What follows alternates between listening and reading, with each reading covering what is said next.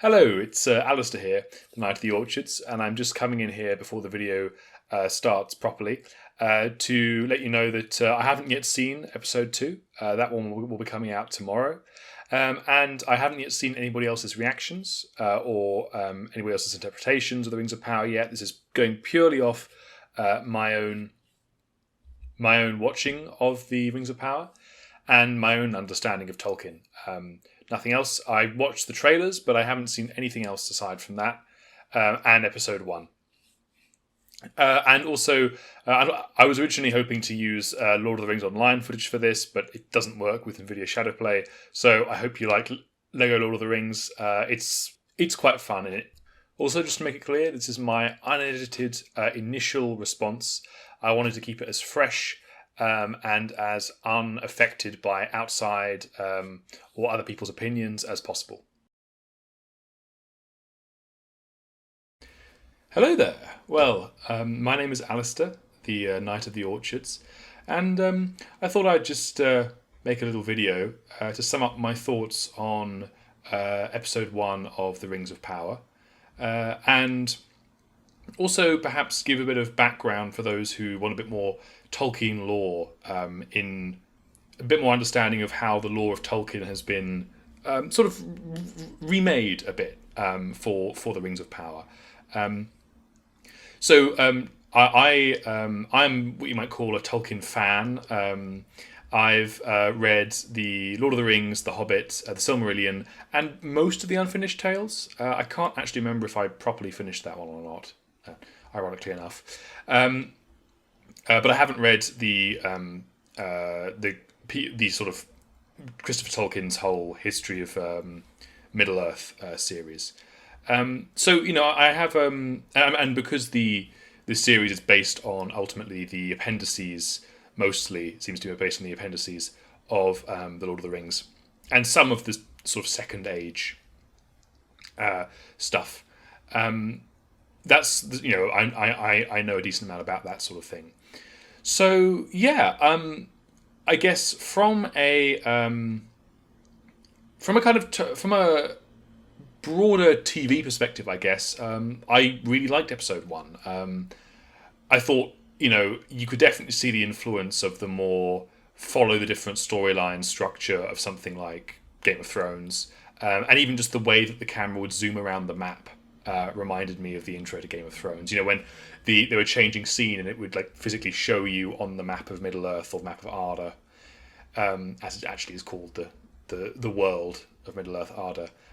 It would show you kind of where it was going, which was nice. And I thought, yes, that did a good job of kind of taking some of the best parts of the Game of Thrones style.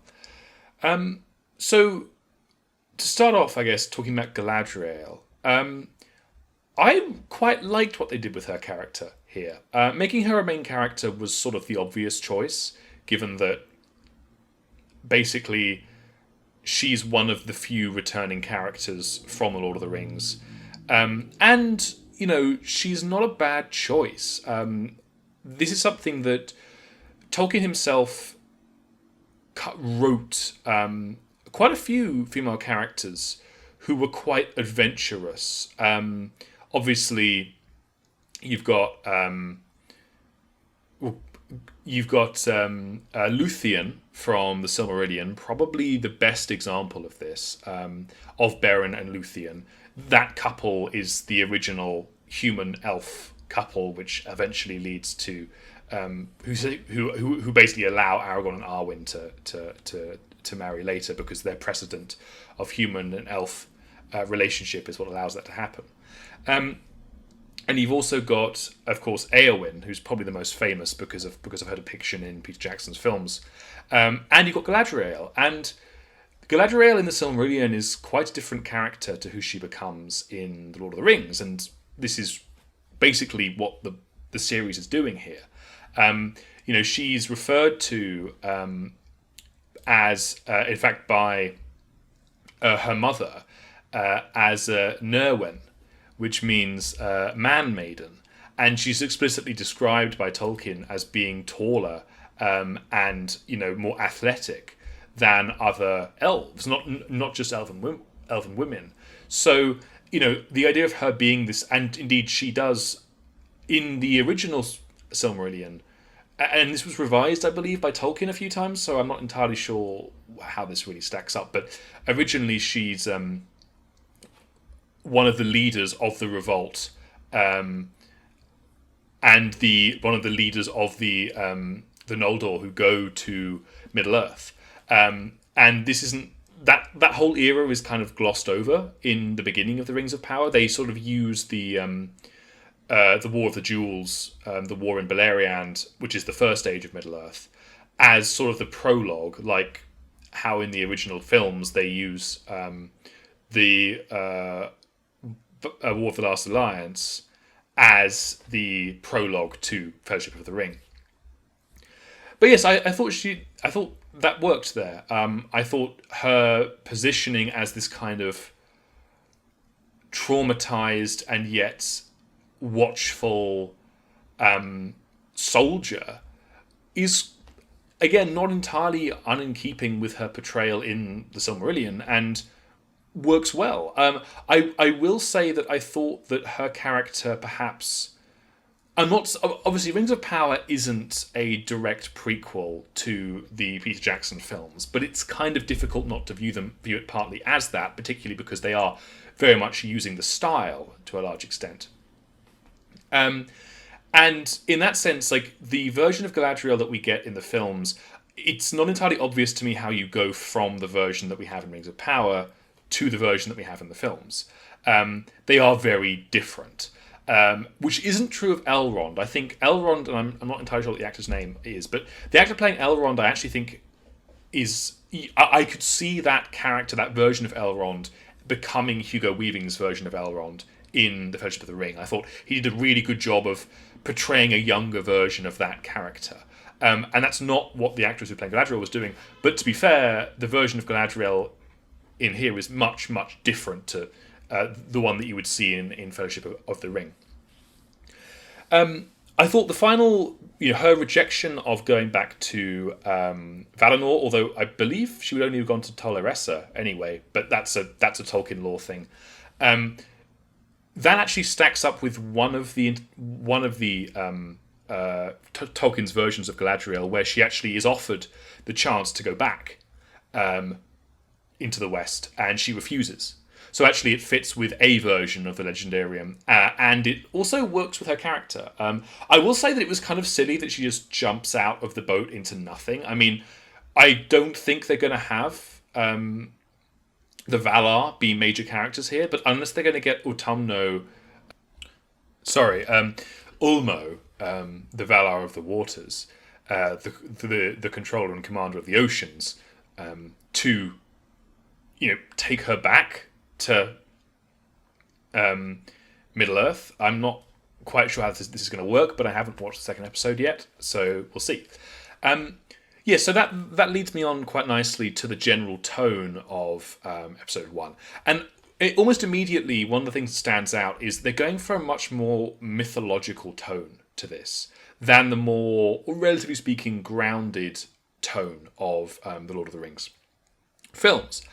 And I quite like that. I think that version, the kind of more realistic version, was done. And the appendices and the Second Age, and particularly the First Age, although we don't really get a chance to see much of that, really does give more of an ability to talk about the mythological stuff, to talk about that kind of stuff. The fact that, at one point there was no sun and moon, and the two trees, and before that the two lamps provided the light of the world. The more kind of out there mystical stuff. Which incidentally, Tolkien himself wasn't entirely sure whether he should include that in his Silmarillion, and he actually thought about going for a much more standard world with the solar system and astral bodies, like the moon and the sun just kind of existing. But he eventually ended up going for the more mythological version, and frankly, I'm quite glad because it makes it a lot more unique. So that aspect of it I like. I will say that I thought the fight scene with the troll was a bit too much in that regard. It felt a little bit silly, perhaps a little bit too acrobatical, a little bit too it could have done with a bit more of a realistic choreography. But overall, I don't really mind that kind of thing in this series because that's the tone it's going for, and it works well in that regard. The snow troll itself is kind of fun. I think the only mention ever of a snow troll in the Lord of the Rings, in the entire series, is in the Helm Hammerhand section of the appendices in the Lord of the Rings, where Helm Hammerhand is described as looking like a snow troll. But it's not entirely clear if snow trolls even exist in Lord of the Rings, or if that was just a kind of like a reference to somebody who might look something like what might be approximated as a snow troll. So nice to see them here, I guess. Then talking about the Harfoot, so I guess I should have seen this coming, and obviously I have seen the trailers. I didn't realise quite how much they would focus on the Harfoots, but it does make sense. Hobbits are an integral part of the universe of, the Lord of the Rings, and popularised by the films, and so it's not surprising that they felt the need to have the Hobbits in there. The Harfoots themselves are, and I actually have my copy of the Lord of the Rings here. I'm just going to read here because this, for those who are interested, this might explain some things. Basically, before hobbits become hobbits in the Shire, they live east of the Misty Mountains in what's called the Upper Vale of Anduin, the Vales of Anduin, which is the area that the dwarves actually cross when they go to meet Beorn and then into the Misty Mountains. It's roughly that area. And here we have a prologue, page 3 from The Lord of the Rings. Before the crossing of the mountains, the hobbits already became divided into somewhat different breeds: Harfoots, Stores, and Fallowhides. The Harfoots were browner of skin, smaller and shorter, and they were beardless and bootless. Their hands and feet were neat and nimble, and they preferred highlands and hillsides. The Stores were broader, heavier in build, their feet and hands were larger, and they preferred flat lands and riversides. The Fallowhides were fairer of skin and also of hair, and they were taller and slimmer than the others. They were lovers of trees and of woodlands. So, interestingly, the Harfoots are described as being the first to move west. They moved westward early and roamed over Eriador as far as Weathertop, while the others were still in the Wilderland. They're also described as having much to do with dwarves in ancient times, which, because we know that dwarves will come up later on because of the trailers, it makes me wonder if we're going to see the Harfoots interacting with the dwarves more. And the Harfoot storyline this episode didn't really seem to particularly go much. It just set up a few things, the wargs, or the warg, obviously, which I assume will attack at some point. And, of course, most importantly, the finding of whoever it was in that crater. And that's something that I've just watched the episode. I don't know. Maybe it's Sauron. Maybe it's the mouth of Sauron. Maybe it's someone else entirely. I don't know. I'm assuming they're probably not good news, but I could be wrong. So, yes, I will say as well, I did like the blackberries. I liked that whole scene, partly because it reminded me of going blackberry picking as a child. It's a very kind of rural country, sort of. Not ritual exactly, but it's the kind of thing that you do, and it's a very kind of rustic form of enjoyment and activity. It sets the tone very well for them kind of being they are kind of the ordinary people in comparison to the elves. And I think we're going to see that more and more, maybe the storylines with the Harfoots and also the storyline with the town in Rahun, that they will be kind of seeing the impact of the effects of kind of the great lords and that sort of thing. But yes, so I didn't have a huge amount to say about that, except to say that I liked the direction it was going in. I liked the different characters that they're setting up there. I'm just going to wait and see how that storyline develops. The specific... oh yes, I did want to say as well, initially, I was a bit cold on the relationship between Galadriel and Elrond. I thought that it was a bit stiff, but I get why that now makes sense, because they were just meeting each other after a long time, and there was clearly an unspoken tension between them. The scene when they're talking in the area with all the carved figures, that was really good. I really liked that scene, and I thought it's probably the best scene in the episode overall. I also liked the nod to the recontextualization of the whole bit about spring rain. And we see Elrond writing, and we assume it's some kind of poem, and then it later turns out it's the speech that he's written for Gil-galad. I'm assuming that's Gil-galad. He's just referred to as the Elven King. I wonder if there's a copyright issue or something like that. But he's clearly meant to be Gil-galad, whether or not they call him that. So then finally, I guess we come to the Rhun storyline, and this is the one that I think is probably the most. Well, I'm not entirely sure where it goes. I'm not a huge fan of the whole elf-human love affair stuff. I mean, again, it works in Lord of the Rings and it works in the Silmarillion. They tried this. Well, they did an elf-dwarf one in the Hobbit films, and it was dreadful. I just, in general, I find the whole idea kind of a bit. It's just not for me. I think the problem is the more you do it, the more you cheapen the original concept of Beren and Luthien and their sort of as it were inheritors, Aragorn and Arwen. I mean, Aragorn literally had to become the king of Arnor and Gondor to be allowed to marry Arwen. Yeah, we'll see how it goes. I'm not entirely sure where that storyline's going.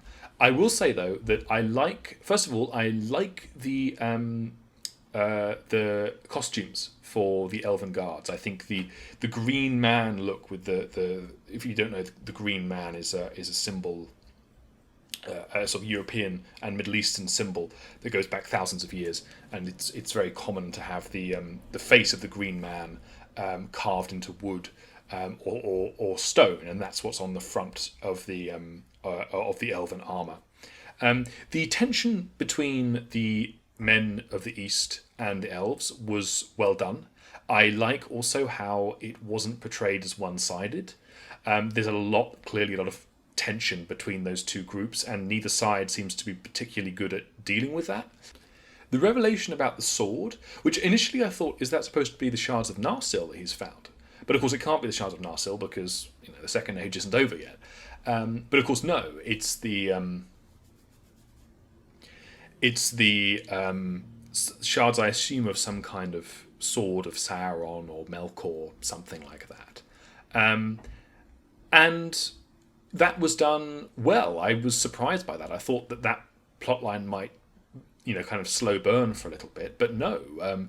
It seems to be that whole idea, the village has been destroyed when they get back. And I will say also, I do quite like that. Maybe it's partly because they only have 8 episodes, but I do like that Sauron has basically returned by the end of the first episode. I'm not a huge fan of it in TV shows where they drag storylines like that out for ages without really going anywhere. No, we know by the end of the first episode that Sauron's returned. And I'm kind of interested to see where that storyline goes, because it feels like the most. Well, to be fair, that one and the storyline with the Harfoots could kind of go in any different direction, because those are basically invented storylines. They don't really have any purchase within the existing canon of Lord of the Rings, unlike the broad outline of the war with Sauron. So yeah, I thought that overall pretty good. Well done. A few extra things, I guess, that sort of came up. One, I just found it interesting how many things reminded me of other forms of sort of Lord of the Rings media. Obviously, there are direct callbacks. I did like the fireworks over Lindon, which of course referenced the fireworks in Bag End at the beginning of Fellowship of the Ring. I thought that was quite nice. I also thought it was interesting, the whole idea of the outpost in. I'm saying Rahun, but I think it's actually meant to be in Mordor or around the border of Mordor. Now that I think about it, that whole idea is very similar to the beginning of Middle-earth: Shadow of Mordor. Funnily enough, the video game, it starts off with you're Gondor Rangers rather than Elven Rangers, but the same basic idea stands. In that you're the outpost looking over the Dark Lands. Um, the end cameo was nice. The Ent and Huon cameo at the end. They're watching the meteor go on overhead was nice. I also liked the again. I don't. They didn't mention it. I'm assuming that maybe we'll see it later on. But I'm pretty sure what Galadriel was looking for was Utumno, which was the original stronghold of Morgoth before he moved to Angband, which an Angband was then destroyed during the War of the Jewels. And Utumno has actually featured in a couple of Lord of the Rings media. It actually features as kind of as sort of the equivalent to the Nether in the Lord of the Rings version of Minecraft. Funnily enough, it's sort of the sort of dungeon underworld version, and it's sort of referred to as having lots of evil things still being in there. Although it's Forodwaith, which is the most northerly part of Middle Earth. I mean, it just goes on, just ice and cold. So it was nice to see that depicted actually as well. Finally, just a bit of trivia. I actually looked this up because I wasn't sure when I first saw it. Because when I first saw Galadriel in Lindon, I assumed she was in Lothlorien because of all the Malon trees. The Malon trees being the big, the yellow, elvish leaved trees with the white bark. And I thought, wait, did Lindon have Malon trees? And I looked it up, and no, Lindon didn't have Malon trees. Lothlorien was unique in Middle-earth for being able to grow Malon trees, because Malon trees are not native to Middle-earth. And so I'm not a huge fan of them doing that. I understand why they did it, because it's Elvish, right? And everyone associates, like, the visual language of the Lord of the Rings films is you associate the trees with the yellow leaves and white bark with, elves, particularly Galadriel, and the more sort of high elves. And I think it's kind of a shame that they just made that into a sort of into Lindon. They could have done something interesting with that. I mean, the version of, it's technically not Lindon, but the elven settlements in Lord of the Rings Online, in the westernmost part, are quite unique. They're quite different, and they have their own unique color scheme to them. So it would have been nice to see something more like that. They've done something different rather than just reusing the color scheme from Lothlorien. But ultimately, that's kind of a nitpick, and it's a nitpick from someone who ultimately is a big fan of the original Tolkien works. So it isn't the biggest deal in the world. But yes, I mean, that's my first impressions. If you're interested, please subscribe and ring the bell, all that, because I'll be doing reactions to all the different episodes when they come out, and I might do some other content on Rings of Power or Lord of the Rings or broader fantasy stuff in the future. So yeah, I'll see you next time.